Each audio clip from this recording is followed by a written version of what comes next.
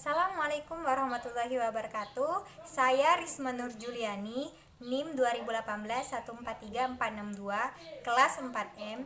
Di sini saya akan membuat tugas UAS untuk mata kuliah Pembelajaran Bahasa dan Sastra Indonesia kelas tinggi, dosen pengampu Mega Prasrihamni, MPD. Di sini saya akan menjelaskan tentang 4 keterampilan bahasa, media, strategi, pendekatan, metode, dan teknik dalam pembelajaran. Keterampilan menyimak atau listening skill. Menyimak merupakan salah satu jenis keterampilan berbahasa ragam lisan yang bersifat reseptif. Dengan demikian, menyimak tidak sekedar kegiatan mendengar, tetapi juga memahami. Keterampilan berbicara atau speaking skill. Berbicara merupakan salah satu jenis keterampilan berbahasa ragam lisan yang bersifat produktif. Keterampilan membaca atau reading skill. Membaca merupakan keterampilan berbahasa ragam tulis yang bersifat reseptif. Seringkali keterampilan membaca dikembangkan secara terintegrasi dengan keterampilan menyimak dan berbicara. Keterampilan menulis atau writing skill. Menulis merupakan salah satu jenis keterampilan berbahasa ragam tulis yang bersifat produktif. Menulis dapat dikatakan keterampilan berbahasa yang paling rumit di antara jenis-jenis keterampilan berbahasa lainnya. Media pembelajaran diartikan segala sesuatu yang dapat dipergunakan untuk merangsang pikiran, perasaan, perhatian, dan kemampuan atau keterampilan pembelajar sehingga dapat mendorong terjadinya proses belajar. Strategi pembelajaran diartikan sebagai sebuah perencanaan yang berisi tentang rangkaian kegiatan yang didesain untuk mencapai tujuan-tujuan pendidikan tertentu. Strategi pembelajaran adalah suatu kegiatan pembelajaran yang harus dikerjakan guru dan siswa agar tujuan pembelajaran dapat dicapai secara efektif dan efisien. Metode pembelajaran sebagai suatu cara untuk menyajikan materi pelajaran atau bahan pengetahuan kepada peserta didik banyaknya ragam dengan berbagai kelebihan dan kelemahan masing-masing. Teknik adalah cara yang dilakukan seseorang dalam rangka mengimplementasikan suatu metode. Baiklah, di sini saya akan menjelaskan jenis-jenis strategi. Yang pertama yaitu strategi pencapaian konsep. Pengertiannya yaitu mengembangkan konsep sendiri dalam kerangka berpikir berdasarkan realita yang diambil dan atau ciri-ciri suatu peristiwa. Langkah-langkahnya yaitu mengembangkan alat mental untuk mengorganisasikan sejumlah kesan yang tertangkap oleh indera ke dalam kerangka berpikir. Contoh nyatanya yaitu mengolah informasi. Dan kelebihannya adalah peserta didik memperoleh pemahaman atas suatu konsep. Dan kekurangannya adalah kesulitan dalam menetapkan konsep.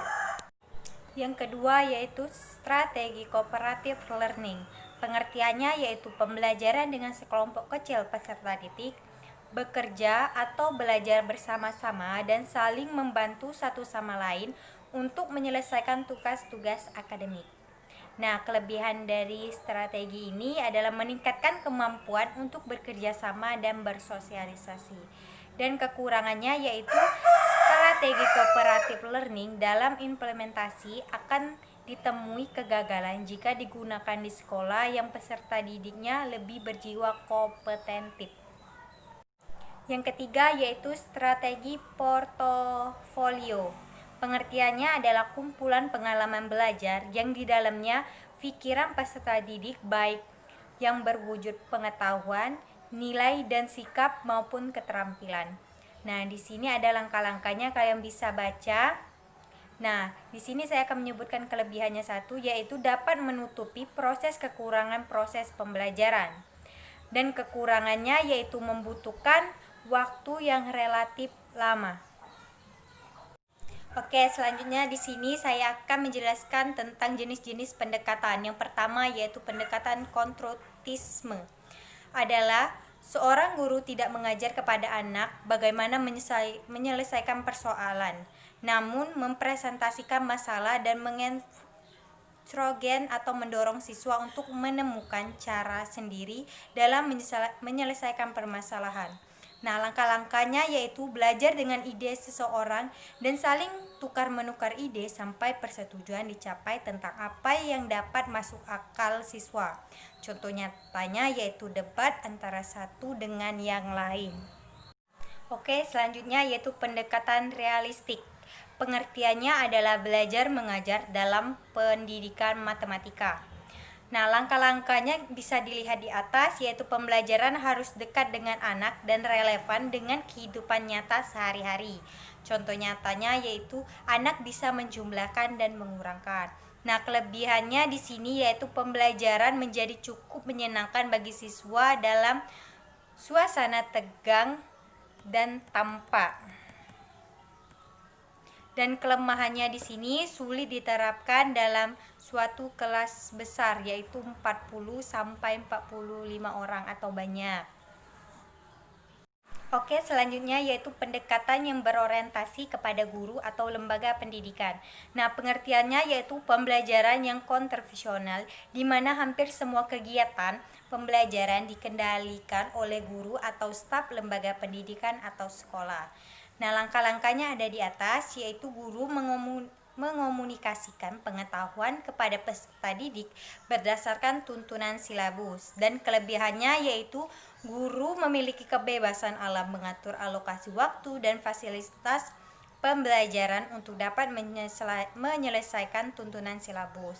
Dan kekurangannya bisa ada 3 di atas, yaitu saya akan membacakan satu, yaitu peserta didik terkesan pasif dalam pembelajaran. Oke, di sini saya akan menjelaskan jenis-jenis metode. Yang pertama yaitu metode ceramah. Pengertiannya yaitu cara pencapaian informasi dengan lisan dari seseorang kepada sejumlah pendengar di suatu ruangan. Nah, di sini ada langkah-langkahnya, kalian bisa baca. Dan di sini saya akan menyebutkan kelebihannya satu, yaitu dalam waktu singkat, guru dapat menyajikan materi pelajaran yang banyak kepada sejumlah peserta didik secara serentak. Nah, kekurangannya yaitu proses pembelajaran didominasi oleh guru. Oke, selanjutnya yaitu metode tanya jawab.